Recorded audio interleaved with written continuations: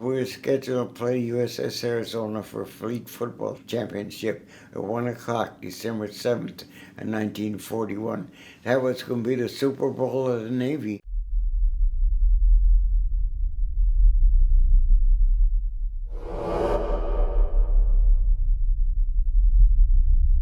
When I went to boot camp and all, I took various tests.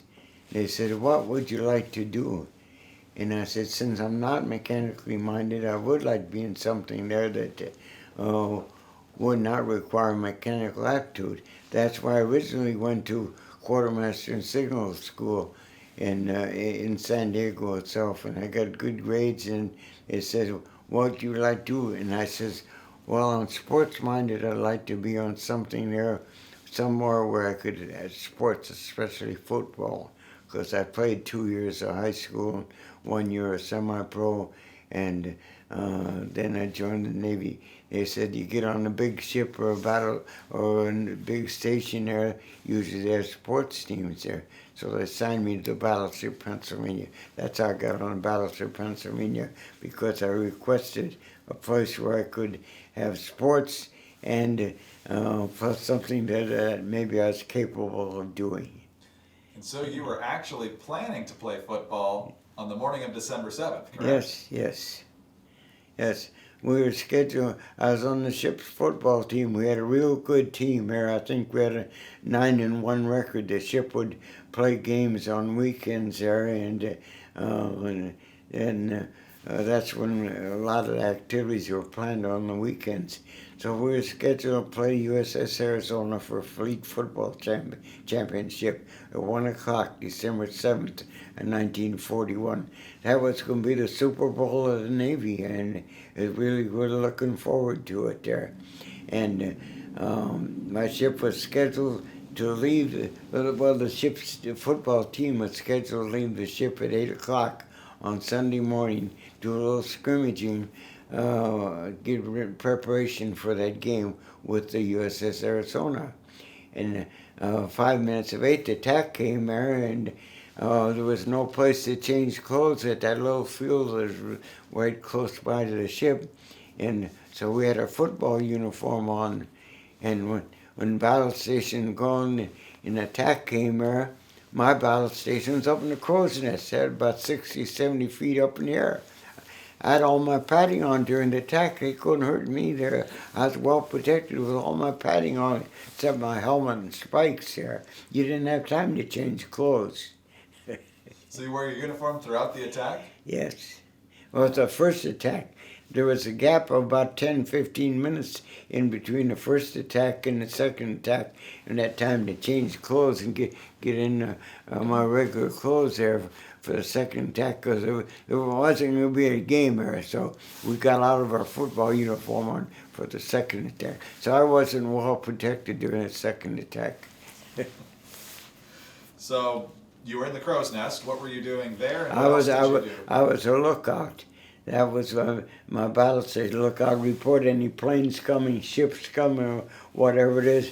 Report it to the control there that would need that information. So I'm way up high where you look a lot further than normally the people on the lower down could not see that far. So that's where my battle station was, up in the crow's nest. So you saw a lot of planes coming in, Oh, so yeah. you were reporting everything. Some of those planes flying around were lower down than I was, because the torpedo planes come in low, they drop their torpedo and keep on going. Well, I'm looking down, some of those planes are lower than I was. I'm up 60, 70 feet up in the air. So I had a bird's eye view of what was going on. By the time I got up there, ships were burning, buildings were burning here, because just in a couple of minutes' time, a lot of stuff took place.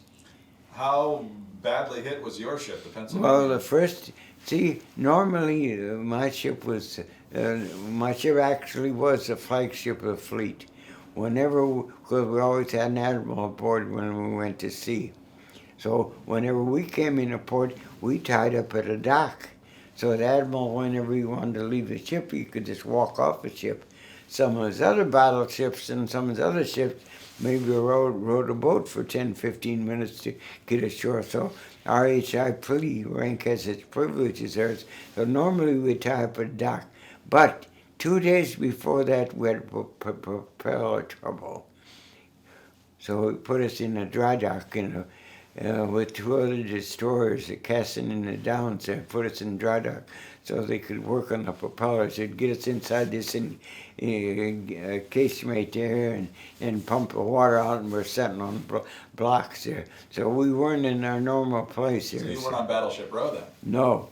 Well, our normal place there, since we're the flagship, we rated like the best seat in the house there to get it all alongside the dock there. There was only a room for one battleship there alongside, and that's the flagship. The other people had to ride a boat to get to shore. So rank has its privileges here. So, But we put us in this dry dock there, so we weren't in our normal places. So the first attack, we did not get hit, but they didn't know that where we were. The Japanese knew where all the ships went. They had the names of the ships. Of course, they had a lot of the names were misspelled and all that, but they knew the schedules and ship. They knew everything there, and they didn't get the word there to their higher ups, the Japanese higher ups, that there was a ship in dry dock. Evidently, some of the Japanese planes reported that there was a big ship in dry dock with two other destroyers. So the second attack is when they hit us with a 500-pound bomb, missed me by about 45 feet. Came on past me, went two decks and exploded, armor piercing. If it exploded on contact, I wouldn't be here talking to you. wow. But it exploded way below me there. Kind of scary to see a big hole alongside of you. That was the only hit that we got.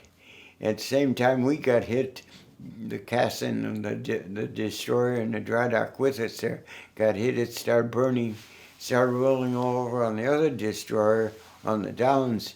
And it said, flood the dry dock. Only bad thing is that oil from that ship came up on top of the water, caught fire and caught flames, and flames all around us because oil and water do not mix. Because see, when it said flood the dry dock, water all over the bottom, and then the flames got it, and we had flames all around us. It got pretty hot. What was it like on your ship after it was struck by the bomb? Well, that was the only hit that we got there, so we were all right there.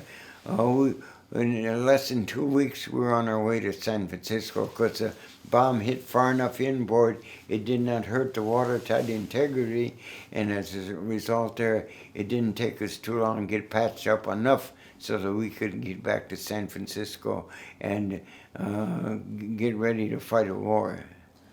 Did you end up helping some of the other battleships that were more badly damaged? I know we sent a crews over to help the others, yes. Okay.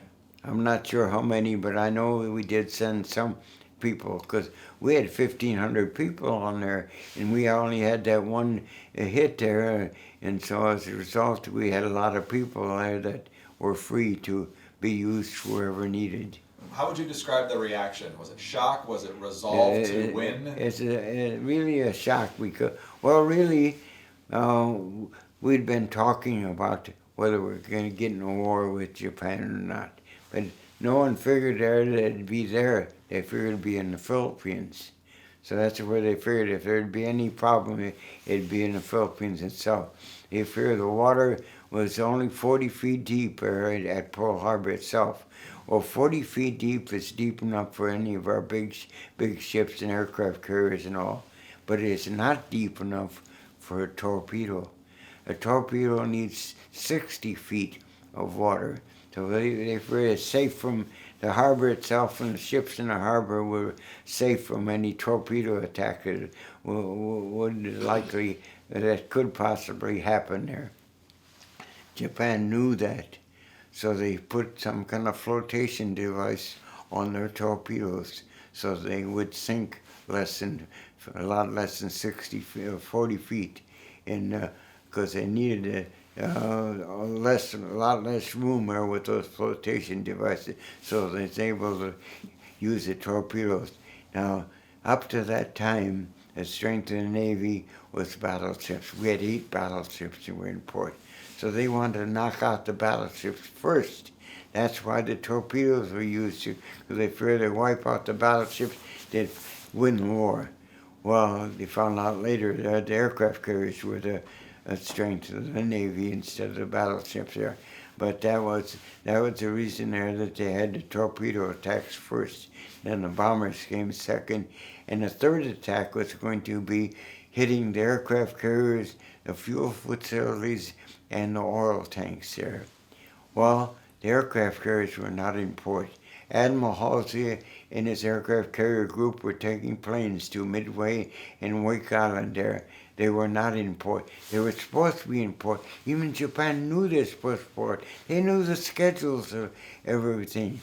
But the aircraft carrier group were delayed 12 hours coming back due to bad weather. And as a result, there's no aircraft carriers were in port there. And Admiral Nagumo of the Japanese fleet said there's no aircraft carriers in port there. We'll not have a third attack. A third attack is going to hit the aircraft carriers, the fuel facilities, and the oil tanks there. So it said no third attack, so they left. If there would have been a third attack, it would have been disaster. Because the closest oil, closest repair facilities, 2,000 miles back to the States there, it would have been disaster.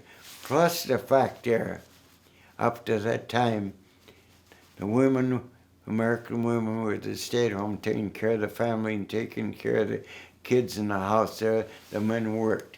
The next day after Franklin Delano Roosevelt got Congress to declare war on Japan there, blacks, long people lined up trying to join the service. We were attacked there.